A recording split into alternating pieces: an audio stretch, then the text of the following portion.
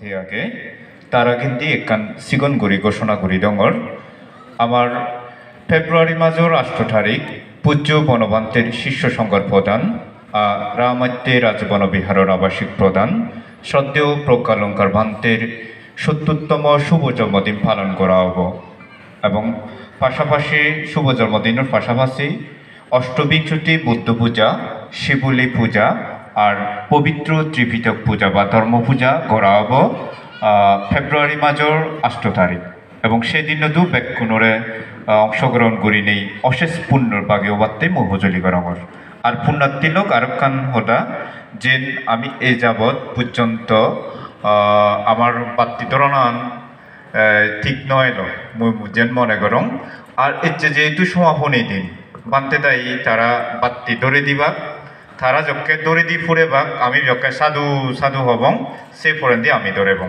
অর্থাৎ বানতে তাই আগে ধরেলে সেনেকা বিশৃঙ্খলা লাগে যেহেতু সমাপনী দিন উদ্বোধনী দিনেরও অনেকটা সে ধরনের কারণ বানতে তাই উদ্বোধক হিসেবে থান তারা আগে যদি আমি ধরে দেয় আমি উদ্বোধক হবং গই অর্থাৎ তারা আগে যাতে নয় পারা সেনেকা খেয়াল রাখে এবং আমার সময় নলায় বসে পাত্তি ধরা দেয় তো সে নয়কান মাদত রাখে এবং আর পুণ্যার্থীলোক সর্বশেষ পুণ্যার্থীগুণের উদ্দেশ্যে সধর্ম দেশনা দিবাত্তেই মই চট্টগ্রাম ইউনিভার্সিটির ফালি বিভাগের চেয়ারম্যান এবং চট্টগ্রাম নন্দকানন বুদ্ধ বিহারের অধ্যক্ষ শ্রদ্ধেয় শ্রীমৎ ডক্টর জিনবুদি মহাস্তবীর বান্তেরে সধর্ম দেশনা দিবাত্তেই প্রথমবার দ্বিতীয়বার এবং তৃতীয়বারের মতো বর্ণনা সহকারে প্রার্থনা গরঙর সাধু সাধু সাধু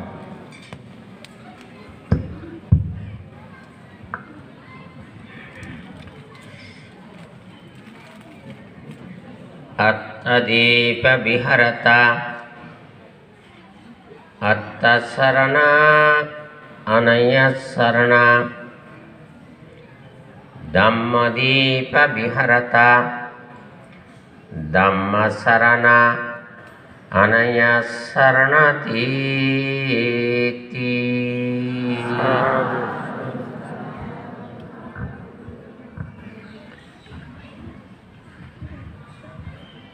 আমাদের আপনাদের ঐতিহাসিক পুণ্যতীর্থ আর্য বনবিহার প্রাঙ্গণে ছোট বড় আবালবৃদ্ধ বনিতার সানুনয় উপস্থিতিতে এক মাস ব্যাপী আকাশ প্রদীপ প্রজ্বলনকে ভিত্তি করে বিবিধ পুণ্যময় অনুষ্ঠানের সুযোগ এবং সৌভাগ্য আপনারা লাভ করেছেন। এর মাধ্যমে নিজেকে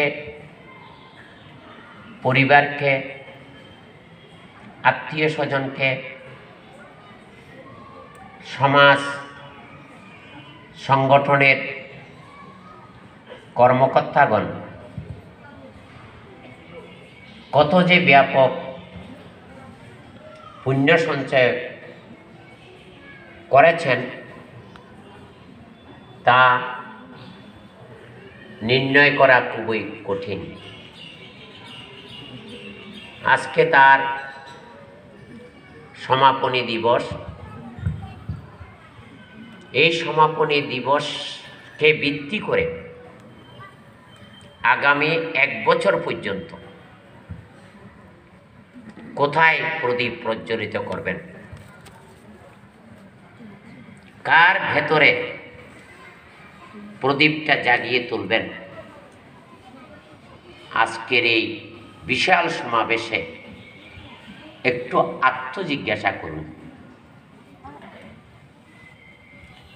আত্মসমালোচনা করুন। অতীতে আমি কি করেছি, বর্তমানে কি করব, ভবিষ্যতে এর ফল কি হবে, এই সিদ্ধান্তে আমাকে আপনাকে উপনীত হতেই হবে। যিনি বা যারা অতীতকে ভুলে যান, বর্তমানে অঢেল ধন সম্পত্তির মালিক হওয়া সত্ত্বেও, অধিক ক্ষমতাবান হওয়া সত্ত্বেও আপনার ভবিষ্যৎ অন্ধকার ছাড়া আলোর রাজ্যে যাওয়া অত্যন্ত কঠিন। তাই আমি আমার আলোচনার আগে সবার দৃষ্টি আকর্ষণ করছি, আপনারা যে যেভাবে বসেছেন বাম হাতের উপর ডান হাত রেখে মেরুদণ্ড সোজা করে কিছুক্ষণ বসার চেষ্টা করুন। এই কথাটা কেন বললাম, কি কারণে বললাম, এর কোনো সুফল আছে কি নেই আমি পরে বুঝিয়ে দেওয়ার চেষ্টা করব। আজকের এই পুণ্যময় সবার সর্বাগ্রে মহাকারণিক তথাগত সম্যক সম্বুদ্ধকে অন্তরের গভীর শ্রদ্ধা জানাই। সাথে সাথে সাধক শ্রেষ্ঠ আর্য পুরুষ বনবান্তের স্মৃতির প্রতিও অন্তরের গভীর শ্রদ্ধা নিবেদন করি। বর্তমান এই বিহারের বিহারাধিপতি আমার অতি প্রিয় ভাজন, যিনি আমার আগে বিভিন্ন উপমা দিয়ে এমনকি সাধক শ্রেষ্ঠ পুণ্যপুরুষ বনবান্তের সাহচর্যে জাতি ধর্ম নির্বিশেষে যাদের উপস্থিতি ঘটেছে, তিনি তার কালের সাক্ষী হিসাবে অনেক অজানা বিষয় আমাদের মাঝে উপস্থাপন করেছেন। তার প্রতিও আমার অশেষ কৃতজ্ঞতা অভিনন্দন জানাই। আরও যারা মঞ্চে আত্মত্যাগী ভূত চরিত্রের বহুজন হিতায় বহুজন সুখায় সদ্ধর্ম বাণীর দ্বারক বাহক গুণোত্তম ভিক্ষু সঙ্গের প্রতিও যথাযোগ্য সম্মান এবং মৈত্রীময় আশীর্বাদ জ্ঞাপন করছি। সমবেত জন্ম জন্মান্তরের অসংখ্য জ্ঞাতি পরিজন, আলোকিত বরেণ্য জ্ঞাতি পরিজনের সমাবেশ আমাকে আনন্দিত করেছে,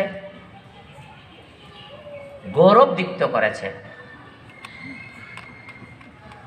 এই মহাসমাবেশের মধ্যে আমি অসংখ্য শিশু কিশোর, আমার প্রাণপ্রিয় ছাত্রছাত্রীদের দেখতে পাচ্ছি। আমি সবার উদ্দেশ্যে আমার ৪৬ বছরের ব্রহ্মচর্য জীবনের পুণ্যরাশি স্বতঃস্ফূর্তভাবে দান করছি। আপনারা যে যেখানে থাকুন না কেন, দেশে বিদেশে সর্বস্তরের মানুষ যাতে মরণব্যাধি করোনা ভাইরাস থেকে মুক্ত হয়ে স্বাভাবিক জীবনে স্ব দায়িত্ব কর্তব্য পালনে আমরা দৃষ্টান্ত স্থাপন করতে পারি। প্রথম ইংরেজি বর্ষের প্রথম দিনে বিশ্ববাসীর ইতিশোক কামনায় তিনবার সাধুবাদ দিয়ে পুণ্যদান করুন। সাধু সাধু সাধু। ধর্মপ্রাণ উপাসক উপাসিকাগণ, আমার এবং আপনাদের লক্ষ্য এবং উদ্দেশ্য কি হওয়া উচিত এই বিষয় জানা খুবই প্রয়োজন। নারী হোক পুরুষ হোক, শিশু কিশোর যুবক যুবতী, এমনকি ভিক্ষু শ্রমণ, যেই হোক না কেন, আমার অন্তরে আপনাদের অন্তরে দুটো বিষয়কে সবচেয়ে বেশি প্রাধান্য দেওয়ার চেষ্টা করবেন। সময় সাপেক্ষ আপনি সফল হবেন, অভীষ্ট লক্ষ্যে পৌঁছাতে পারবেন। সেই বিষয় দুটো কি? আমার মধ্যে আপনার মধ্যে মহৎ উদ্দেশ্য আছে নাকি নেই? যিনি বা যার মধ্যে মহৎ উদ্দেশ্য নেই, তিনি মহত্বতার মহিমায় মহিমান্বিত হতে পারে না। আজকের এই সমাবেশে আপনারা সেই কৃত সংকল্পবদ্ধ হবেন কি হবেন না, আমাকে জিজ্ঞাসা করতে হবে না, নিজেকে জিজ্ঞেস করেন। রক্তে মাংসে গঠিত মানুষ, জন্ম জন্মান্তরের শূন্যের ফলে এই জীবনটা আমরা পেয়েছি। তাকে যদি সফল করতে চাই, তাকে যদি সমুজ্জ্বল করতে চাই, তাকে যদি গৌরবদীপ্ত করতে চাই, তাকে যদি প্রাতঃস্মরণীয় হিসাবে ইতিহাস খ্যাত করতে চাই, মহৎ চেতনার কোনো বিকল্প রাস্তা নেই। এই মহত্বতার মহিমায় মহিমান্বিত হওয়ার জন্য সহায়ক শক্তি কি, কাকে বলে? প্রশ্ন করলে উত্তর দিতে পারবেন না। আমি প্রশ্নকর্তা, আমি উত্তরদাতা। সেই উত্তরটা কি? ট্রুথ ইজ ট্রুথ, সত্য। সত্যমেব জয়তে। কার জয় হয়? ধনশালীর নামে ক্ষমতা ধরে। মনে রাখবেন, ক্ষেত্র বিশেষে অত্ত অনত্বের মূল। তাহলে অত্ত আমাকে মুক্তি দিতে পারল না, আর অর্থ না হলে কোনো অনুষ্ঠানও হবে না, পুণ্যতীর্থ সৃষ্টি হবে না। কিন্তু অর্থের যদি অপব্যবহার করি, তাহলে সেই অর্থ আপনাকে উদ্যদিকে নিয়ে যাবে না, বরং বিপরীত দ্বারা সৃষ্টি হবে। অনেক পরিবারের মা বাবা কোটি কোটি টাকার সম্পত্তির মালিক, কিন্তু সাধনা প্রার্থনা করে যে সন্তান এই পৃথিবীতে দান করেছেন, সেই সন্তান যোগ্যতা সম্পন্ন হতে পারেনি। তাই মাতা পিতার মেধা এবং কষ্ট অর্জিত অর্থ অপব্যয় হয়ে গেছে। তাই মা বাবা অনুশোচনা করে, অনুতাপ করে, মানসিক কষ্টের মধ্যে দিয়ে সংসারের ঘানি টানতে শুরু করে। তাই আমি বলি, ব্যতীতের বেদন কে বুঝিতে পারে, কবু আসি বিষে দংশনি যারে।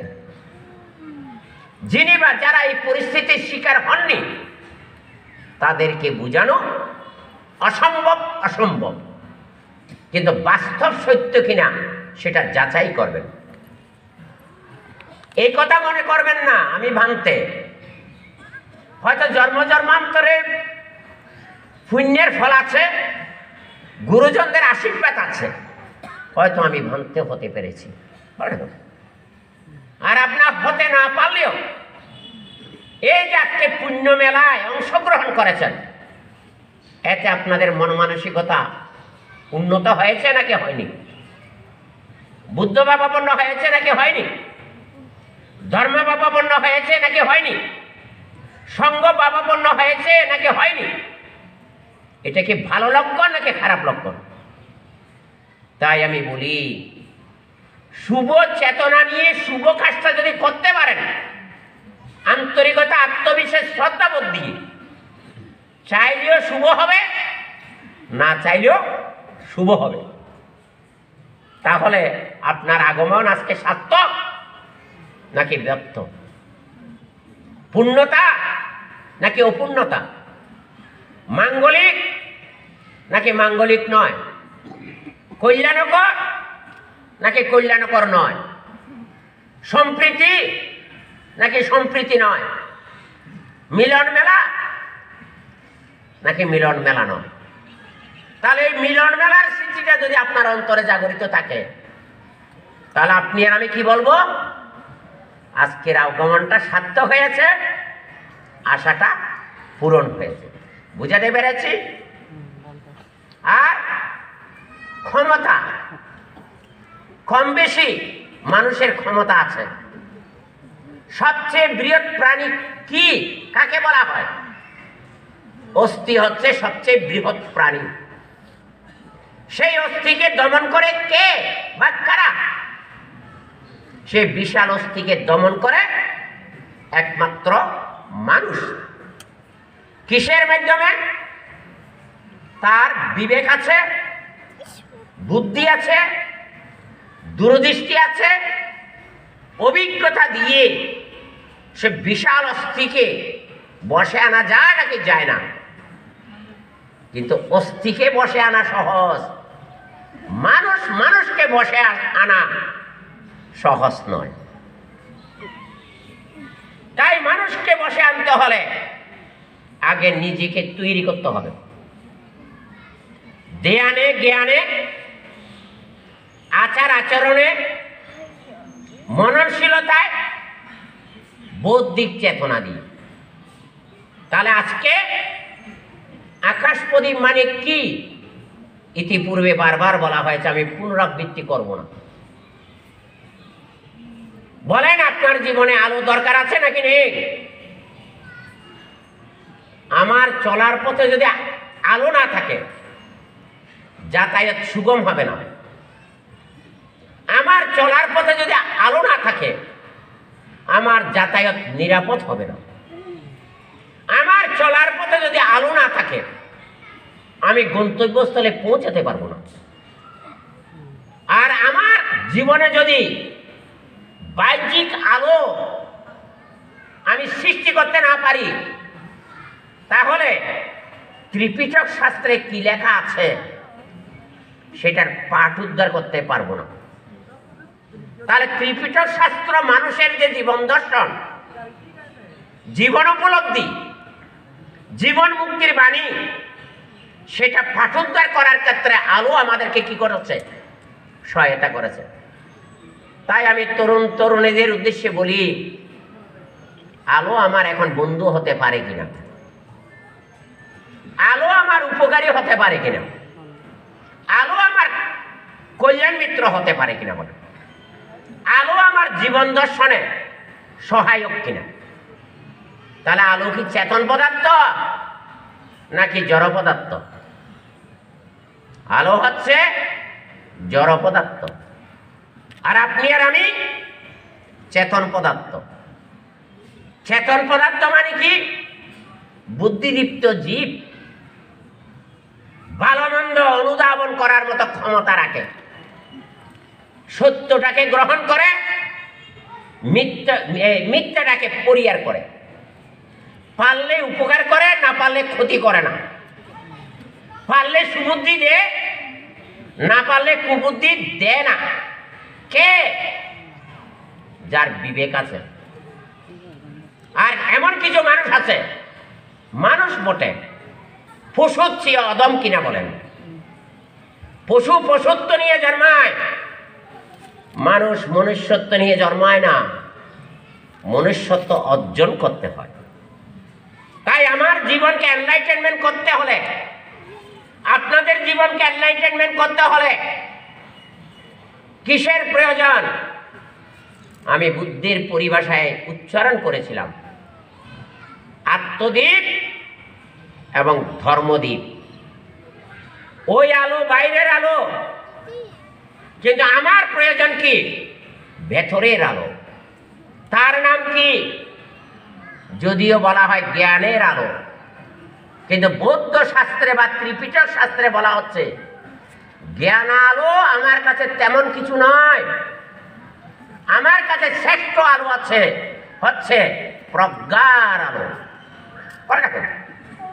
হয়তো অনেকের মনের মধ্যে প্রশ্ন আসতে পারে, জ্ঞান এবং প্রজ্ঞা, প্রজ্ঞা এবং জ্ঞান অভিন্ন। কিন্তু অভিন্ন বটে, কিন্তু গভীরে যখন প্রবেশ করবেন, প্রজ্ঞা এবং জ্ঞান আকাশ পাতাল পার্থক্য। সহজভাবে উপমা দিই, মাইক্রোফোন সম্পর্কে সাধারণ যেটা ধারণা সেটাকে বলা হয় জ্ঞান, আর মাইক্রোফোনের অ্যাকশন রিয়াকশন সম্পর্কে প্রকৃষ্ট রূপে জানার নাম হচ্ছে প্রজ্ঞা। তাই কবিগুরু কি বলেছেন? নিজের আলোকে আলোকিত হতে জ্বালাও প্রজ্ঞা জ্যোতি, তোমারই সাধনা মুক্তির পথে আনিবে পরম গতি। সেখানে জ্ঞান আলো বলেছে, জ্ঞান আলো তো বলেনি। সাধারণ বস্তু সম্পর্কে যেটা ধারণা সেটা হচ্ছে জ্ঞান, আর মনন শক্তির মধ্যে যে অপ্রমেয় শক্তি আছে সেটা হচ্ছে প্রজ্ঞা। জ্ঞান কত প্রকার জানেন? প্রজ্ঞা, পটিসংবিদা মার্গ, ত্রিপিটক শাস্ত্র গ্রন্থ আপনারা নিয়েছেন অনেকে। পটিসংবিদা মার্গ নামে একটা গ্রন্থ আছে, সেখানে ৭৩ প্রকার প্রজ্ঞার কথা আছে। শেষ প্রজ্ঞার নাম কি? অনাবরণ জ্ঞান। আবরণ মানে কি? এই যে দেখেন আবরণ, আপনারা আমাকে দেখবেন না, আমি আপনাদের দেখব না। আর অনাবরণ মানে কি? এখন আপনারা আমাকে দেখছেন, আমি আপনাদেরকে দেখছি।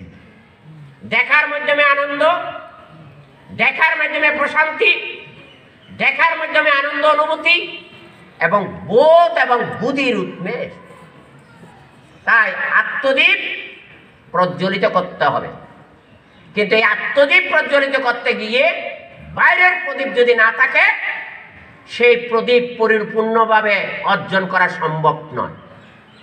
এই আত্মদীপকে ভিত্তি করে আরেকটা প্রদীপ দরকার।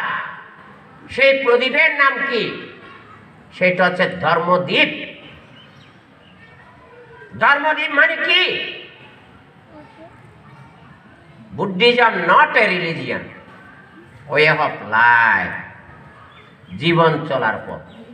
দেখছেন দেখছেন জীবন চলার পথ।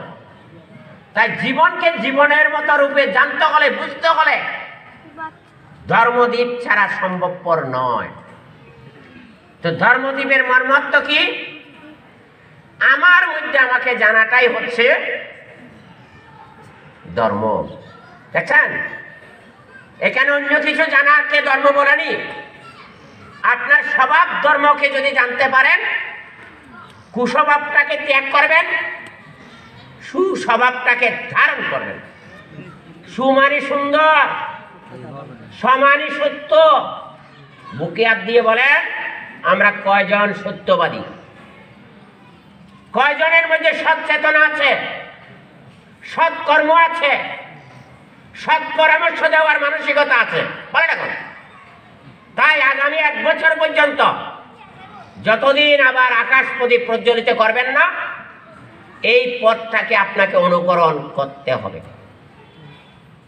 তাই তম পরায়ণ, তম মানে অন্ধকার।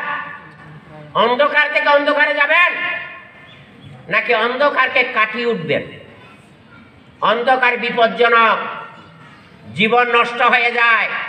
বলেন এখন, তাহলে মানুষ হয়ে জন্মেছি, মানুষের মতো যদি মানুষ হতে না পারি, সে মনুষ্য জীবনের সফলতা নেই, সার্থকতা নেই, পূর্ণতা নেই। তাই তমতম পরায়ণ, তম মানে অন্ধকারকে তিরীভূত করে তমজ্যোতি পরায়ণ। তম থেকে জ্যোতিতে যেতে হবে। তো জ্যোতির মতো যদি আলো হয়, পরিবার হবে আলোকিত, সমাজ হবে আলোকিত, জাতি হবে আলোকিত, সদ্ধর্মের আলোকে দীপ্তিমান হয়ে আপনার দেবদুর্লভ মনুষ্য জীবন হবে সার্থক এবং পরিপূর্ণ। আর জ্যোতি জ্যোতি পরায়ণ, জ্যোতির থেকে জ্যোতিতে যেতে হবে। যেমন একটা ছেলে এসএসসি এইচএসসিতে অনার্স মাস্টার ডিগ্রি কি পেয়েছে? প্রথম স্থান দখল করেছে। কিসের কারণে? সে লেখাপড়ায় ফাঁকি দেয়নি, ভুল শিক্ষা গ্রহণ করেনি, লাইট টু লাইটে চলে গেল। তাই গুড বাই গুড গার্ল, মা বাবা ধন্য, পরিবার ধন্য, সমাজ তাকে নিয়ে গর্ব করে, অহংকার করে। বুঝাতে পেরেছে কি? আবার মনে রাখবেন, জ্ঞানী হয়েছি বলে দাবি করি, অজ্ঞানীর কাজ করি, তাকে কি বলা হয়? জ্যোতিতম পরায়ণ। অনেকে বলে এত পদমর্যাদা পেয়েছে এবং এইভাবে প্রতিষ্ঠিত হয়েছে, কিন্তু নোংরামি কাজ করে কেন? ঠকবাজি কাজ করে কেন? দুরভিসন্ধি করে কেন? মানুষের অকল্যাণ করে কেন? তাহলে নামে জ্ঞানী, ভিতরে অজ্ঞানী। তো যাই হোক, কথা বলার ছিল, আসলে বুদ্ধের দর্শন, জীবন দর্শন বুঝাতে গেলে সময়ের প্রয়োজন। তাই আমি গত কঠিন শিবর দানে আসবো বলে কথা দিয়েছিলাম, কিন্তু এমন একটা অবস্থায় পড়ে গেছি, আমি বান্দরবানে যে বিয়ারটা করে দিয়েছি সেই বিয়ারের সাথে এই বিয়ারের ডেট পড়ে যাওয়ার কারণে আমি আসতে পারিনি। তা আজকে আমি কালকে প্রায় 11টার পরে এখানে এসেছি। তখন আমি লঙ্গদুর গেছি ভোর 4টায়, সেইখানে সেরে আবার 12টার মধ্যে এখানে রওনা দিয়ে এসেছি। ভাইকে কথা দিয়েছি আমি কিছুক্ষণ থাকব। তাই আজকে আপনাদের দেখে মন ভরে গেছে, আনন্দের সীমা নেই। সেই আনন্দ কিসের আনন্দ? সংসারের আনন্দ নয়, টাকা পয়সার আনন্দ নয়, পুণ্যময় আনন্দ। পুণ্যময় আনন্দ নিয়ে যদি ঘরে যেতে না পারেন, ঘরটাকে সাজাতে না পারেন, তাহলে ওই আনন্দ আপনাকে সাময়িক সুখী করবে, জীবন দর্শন করতে দেবে না। তাই আমি 2 মিনিটে একটু কথা বলি।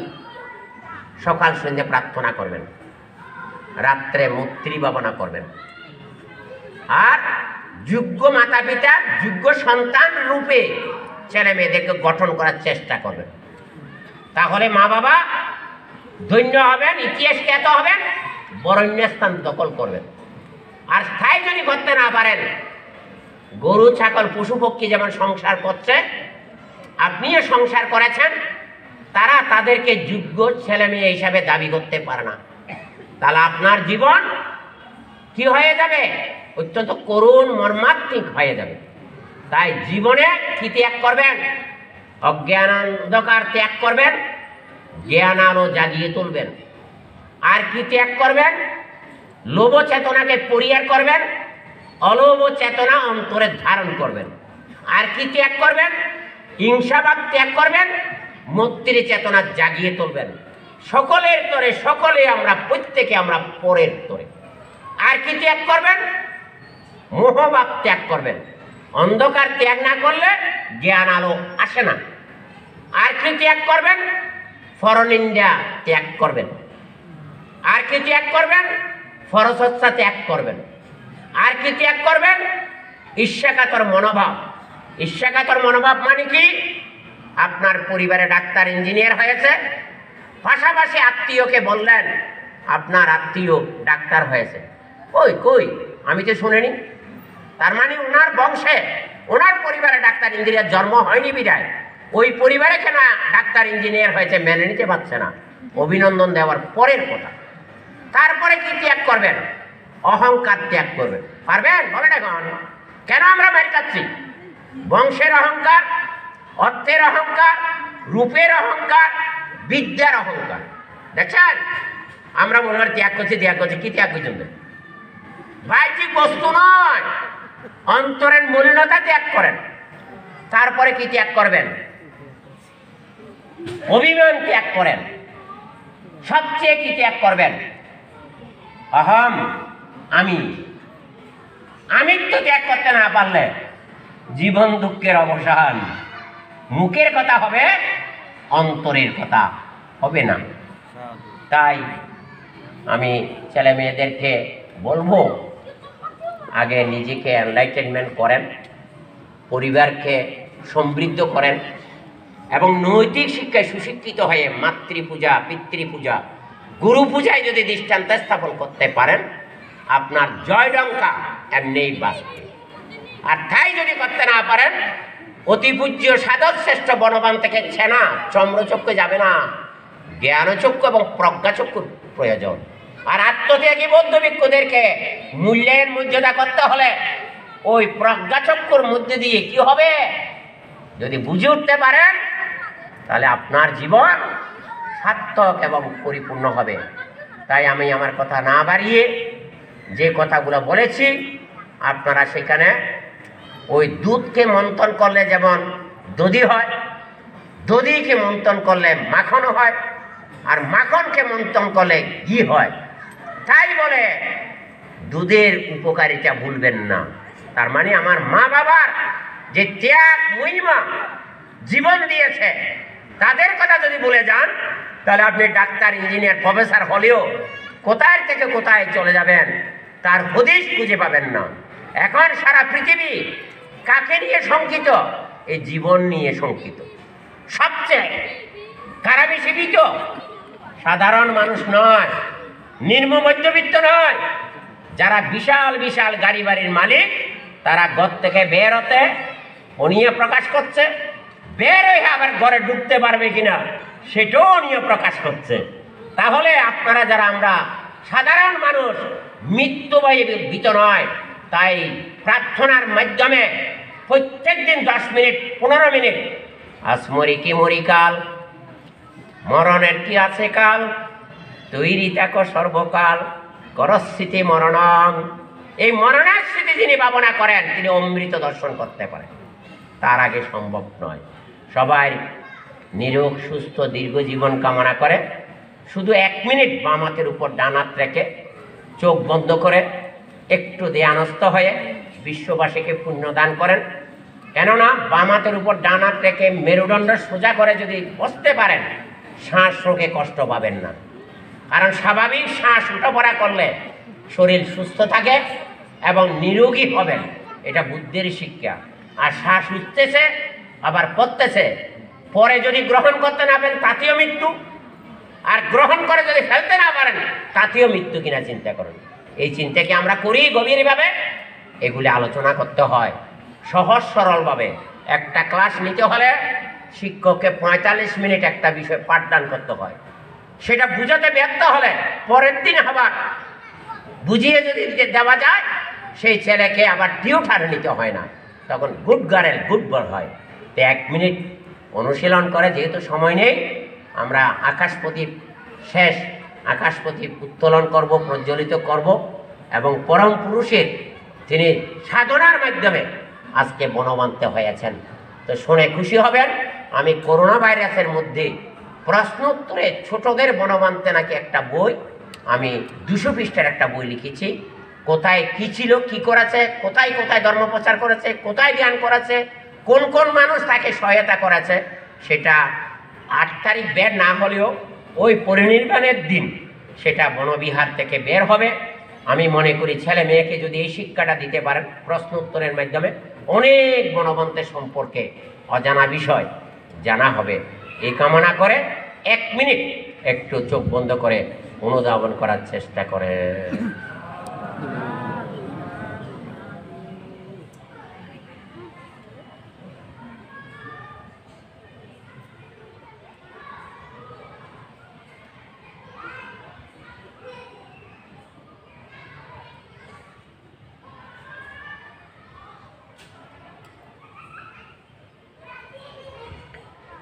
বিক্ষিপ্ত চিত্ত নাকাগ্য সম্মদম্মান পশ্যতে অপස්සমান সদ্দম্মানাং দুঃখানাং পরিমুচ্যন্তে। সাধু সাধু সাধু। যাদের চিত্ত বিক্ষিপ্ত এবং চঞ্চল, তারা সদ্ধর্ম শ্রবণ করতে পারে না। সদ্ধর্মের অদর্শন হেতু তারা দুঃখ থেকে মুক্তি লাভ করতে পারে না। সবাই সুখ শান্তি কামনা করে, সাধু ধর্মজ্ঞান সাধু প্রত্যাশা করে আমার বক্তব্য এখানে শেষ করলাম। জগতের সকল প্রাণী সুখী হোক, সুখী হোক। সাধু সাধু সাধু।